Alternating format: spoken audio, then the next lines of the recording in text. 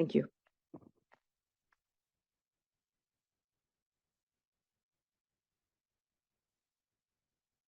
Yeah. Okay. It leaves the UN where the UN was before, providing aid to the best of our ability across Gaza, as we have done throughout this conflict, as we have done for years and decades before this conflict and during conflicts before the current one. So that has not changed. As you correctly mentioned yourself, this movement of trucks was done without any coordination with the UN. We were not involved in that. We all know that there are humanitarian action going on in Gaza that is not coordinated or in collaboration with the UN. That's clear. I think one has to look at the context of what happened. We have to look at what more and more voices, more and more loudly, are saying about the food security situation across the Gaza Strip, in particular in the north. You will have seen OCHA briefed the Security Council just a couple of days ago on that, saying that if something doesn't change, a famine is almost inevitable on the current trends. So that is where, of course, that leaves the UN very much in the picture, because we're able, willing, capable to do something about that, but the conditions need to be right. Yes, maybe just a precision, maybe on the role of UNRWA, where you have a process of defunding happening, UN agency. Does an incident like this make the importance of funding UNRWA even more critical?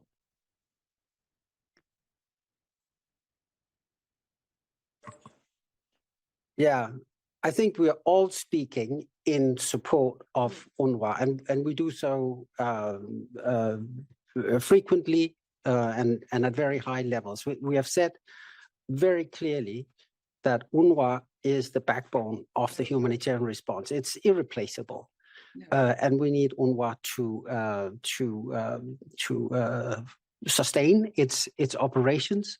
We need UNRWA staff, which is the vast majority of staff from the UN side in these operations, to be able to continue their work. Exactly. This is exactly the words that the Secretary General used in his speech to the Council on Monday about UNRWA. So as Jens said, at the highest level, we are supporting the agency. I see Jamie has a question.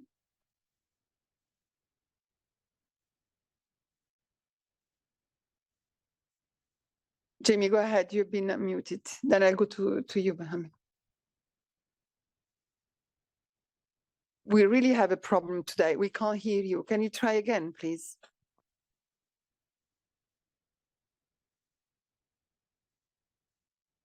So sorry, Jamie. I know that you didn't hear us before, but now it's us that don't hear you. If you could just type your question. Oh, now you're back. Now you're in. Okay, go. Thank you. Sorry. Thank you. All right. Yeah, my question is for Jens. Jens, you just said that, just to follow up on your response to Gabrielle's question, famine is, given the sort of state of affairs, it looks like famine is almost inevitable now. Can you tell us what the information flow is like? I mean, how is that kind of assessment being made? I mean, is there enough information coming out about this, the status of people in North Gaza? I know that WFP has some strict guidelines as to how they make a firm assessment of a famine or not. And I'm just wondering, are there people on the ground even able to make that assessment? And how are you getting information? Thanks. Thanks, Jamie. The key assessment was done by the IPC and reviewed by the Famine Review Committee, which is an independent organ that that advises on such matters. The data that we have as of today is that 2.2 million people, that's the entire population, is facing crisis of worst level of food insecurity. That's IPC phase 3, and I know you know these phases.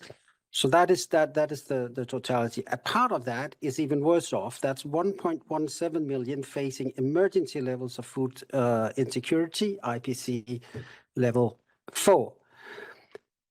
More than 500,000 people within the 2.2 million face catastrophic levels of food insecurity, and that's IPC phase 5. However, before the Famine Review Committee can declare a famine, there are other thresholds that needs to be met. It's not just that. It's a whole quite complex technical determination. But as I said, with already 500,000 people considered in IBC phase 5, with the all but complete closure of commercial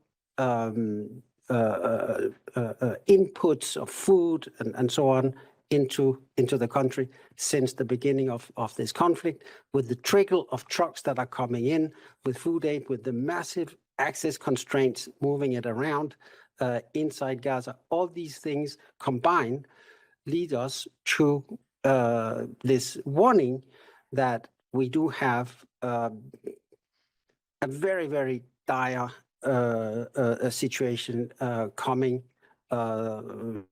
towards us at very high speed. Thank you, Mohammed. Yes, thank you so much, Alessandra. My question will be about the same topic also. As we follow yesterday, the Israeli army killed more than 100 Palestinians in Gaza.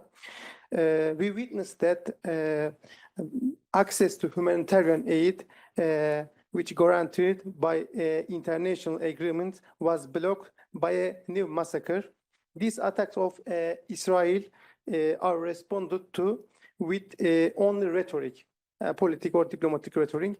Don't you think that this causes the massacres to be covered up? Thank you.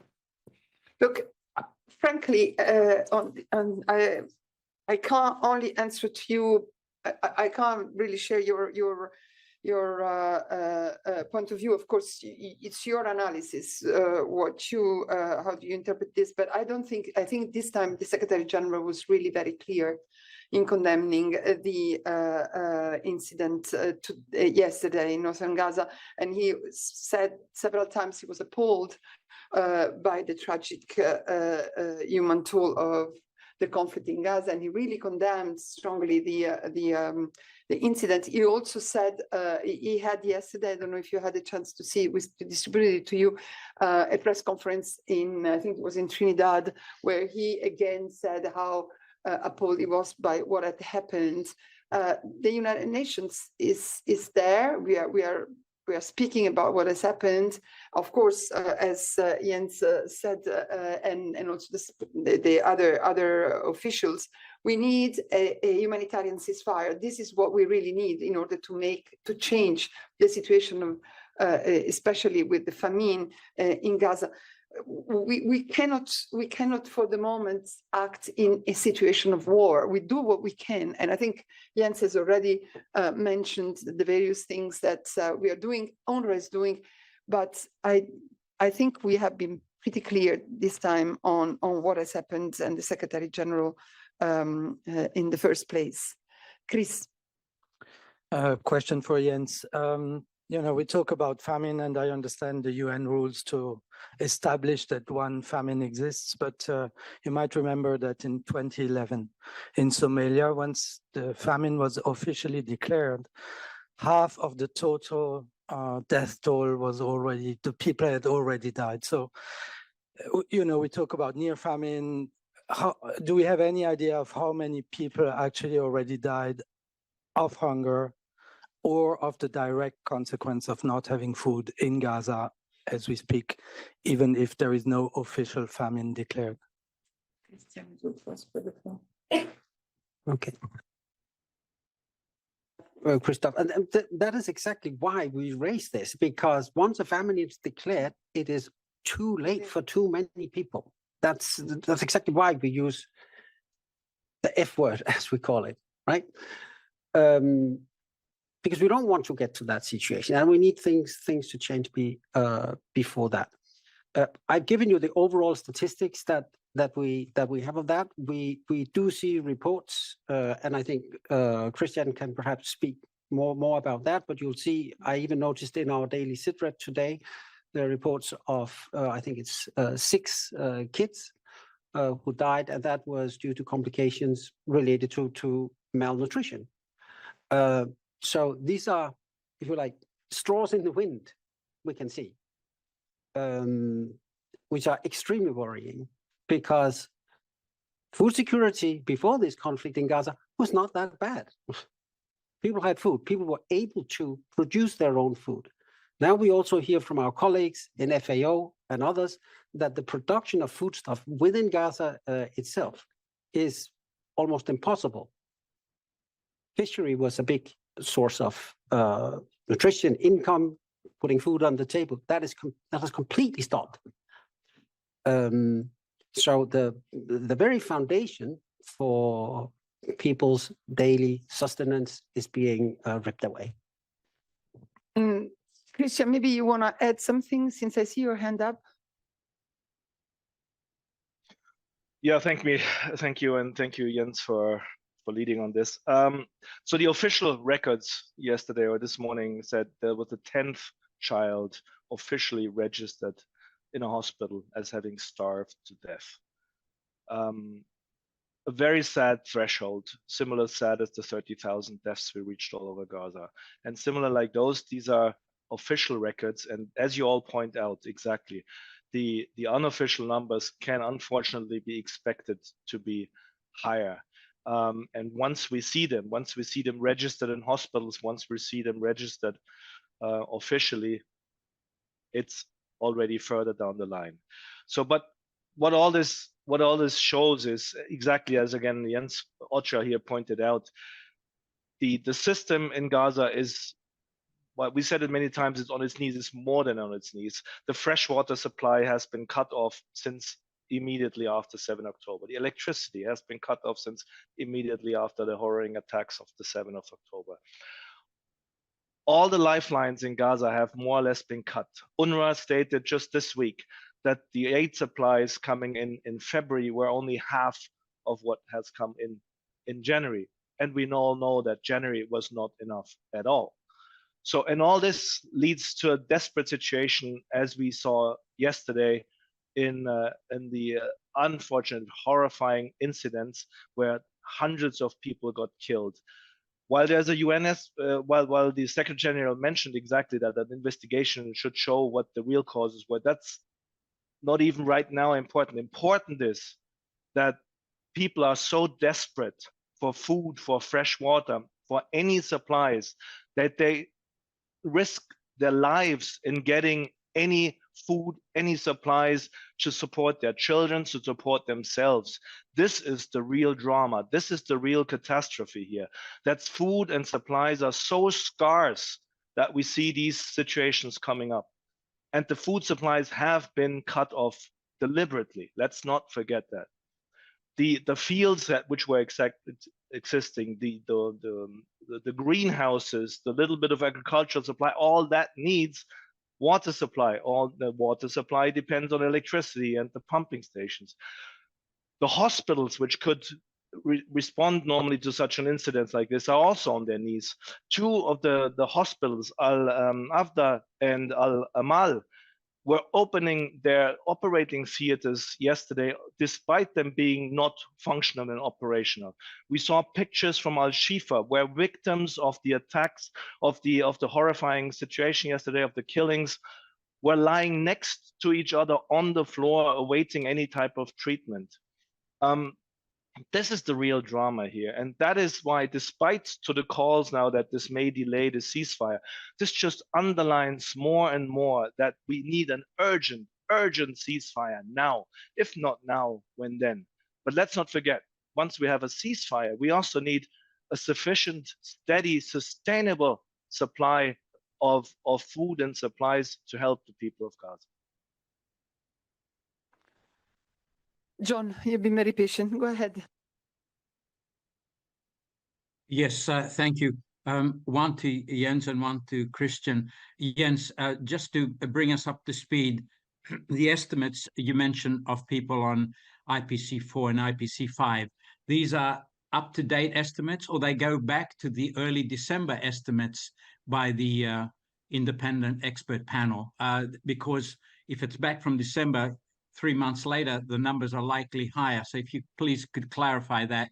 And secondly, Christian, from your medical experts on the ground, there have been reports by diplomats that many of the more than 100 victims, some had been shot in the head, and you've got 750 injured. Are you reaching out to the Israeli authorities to facilitate medical supplies to these facilities that are on their knees? And what is the response? Yes, thank you, John. These are the projections that were made on the 21st of December. So it's just important. I know you know that, but just on the record that these are not actual numbers, and that's what they do. These are projections for where the situation will be within a timeline. So as of today, that remains the projection. Christian? Yeah, I have nothing to add on what John is asking here precisely. I know that we are, of course, working with the Palestine Red Cross and Red Crescent, Red Cross Society, and the Ministry of Health, to supply as good as we can on a need base. But that's all the story about convoys and logistics and deconfliction. Beza? Thank you, Alessandra. Actually, I think my question will be towards to you. I want to return to the attack on Palestinians who were trying to reach aid. You already mentioned the UN Secretary General's condemnation of the incident, but I'm quite curious about what the UN specifically thinks about Israel's explanation on the matter, in which they say they opened fire because people were getting closer to the military checkpoint to reach aid. Do you think is this an acceptable reason for UN, as we are talking about starving people and famine, and they were just desperately running towards aid? Thank you. Beza, I will leave the characterization to you.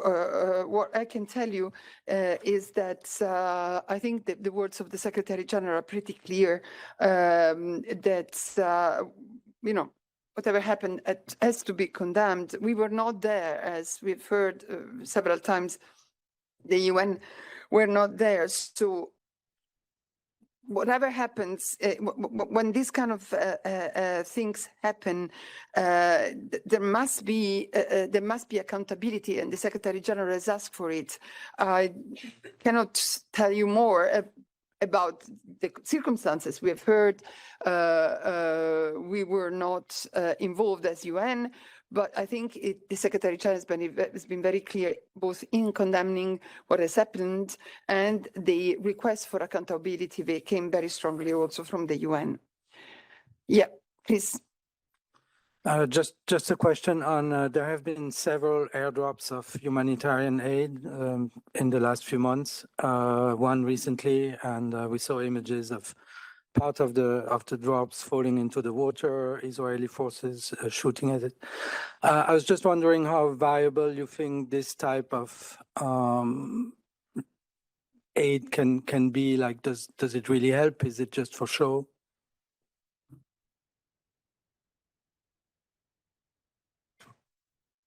Thank you. Just so these airdrops were not with UN coordination. So we have noted them. I've seen Jordanians, others have tried this. We have also seen the pictures of what happened to some of it. I think as a as a general point, aid that comes in that way is a last resort. There are many issues with that, and I think given the scale of the need across Gaza, one main issue with that is that it is really small quantities that are coming in. Small quantities can be extremely helpful, however. For example, if it is particular medical supplies that we have seen drop to hospitals, and that, you know, that's helpful. Of course it is. But to address a food crisis for 2.2 million people across Gaza, this is not the solution that we prefer. Overland transport is simply better, more efficient, more effective, and less costly. Any other questions? I don't see any. Just before I let you go, I just wanted to mention an event that we are going to organize on the 8th of March for International Women's Day. I'd really like to speak about it because I really hope that you will come and participate. We are doing an activation of it's called Inside Out photo booth. This is a machine, a truck that is coming to the University of Geneva, the Unimile, to take pictures of people, including you can get your picture taken. That will be added to an installation called Peace Begins with Her, which honor the vital role of women in achieving peace. The Inside Out project has been created by the renowned artist JR to empower communities to stand up for what they believe in by displaying large-scale black and white portraits. So we will have this exhibition, this installation of pictures, and people will add their pictures to that to celebrate the role of women in peace. This activation will be followed by a panel discussion featuring women peace builders, representative of civil society and academia, with opening remarks by State Secretary for Security Policy of Switzerland, Dr. Markus Meder. We will send you a press release today about this activity, but put it already in your agenda. It's going to start at 11:15 at Unimai, and it will go on the whole day long so that people that pass can take their pictures. And at 6:30, we will start the panel discussion inside the university. So that is to be followed up. We will tell you more about it, and we will send you a press release. I just see a last point for Claire. I don't know if she's still there, but if Claire could send her notes, otherwise we will ask her separately to do it. And if there are no other questions, I will thank you very much and wish you a very good weekend, and I'll see you next week. Thank you.